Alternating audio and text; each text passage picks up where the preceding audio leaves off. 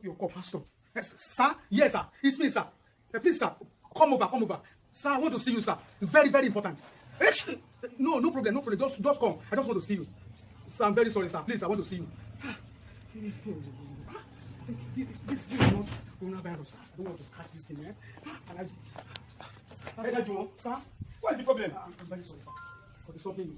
Why? What's the problem with you? You are calling me like... Sorry, sir. First of all, let me confess my sin. I saw all your call last week. Even today. I'm very, very sorry.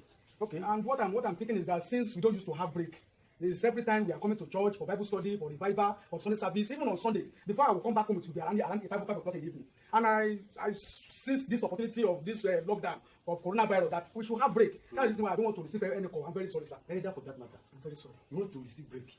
Are you not a Christian again? I'm a Christian. I'm very sorry. I just want to. So what do you want me to do now? Sir, I need your prayer, sir. For...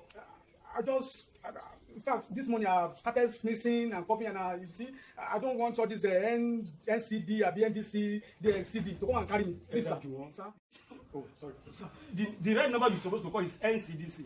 Sir, please, sir. Why are you coming? Sir, calling me now. What should I do for you? Pray for me. I need you. I know that you have the anointing.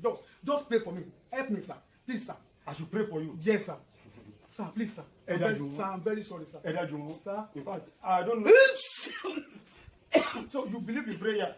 When I've been calling you since all this, let us use this time of break to pray to God. Jesus Christ. Who is cooking in this house? Sister Lola, check your kitchen. No, something is burning there. No, not come and kill us for this house. Jesus. Can you see your mind? See, a good Christian must be prayerful. Pray without ceasing. There's no lockdown in prayer. Either you want, good day. But sir, you can still pray for me. See my life.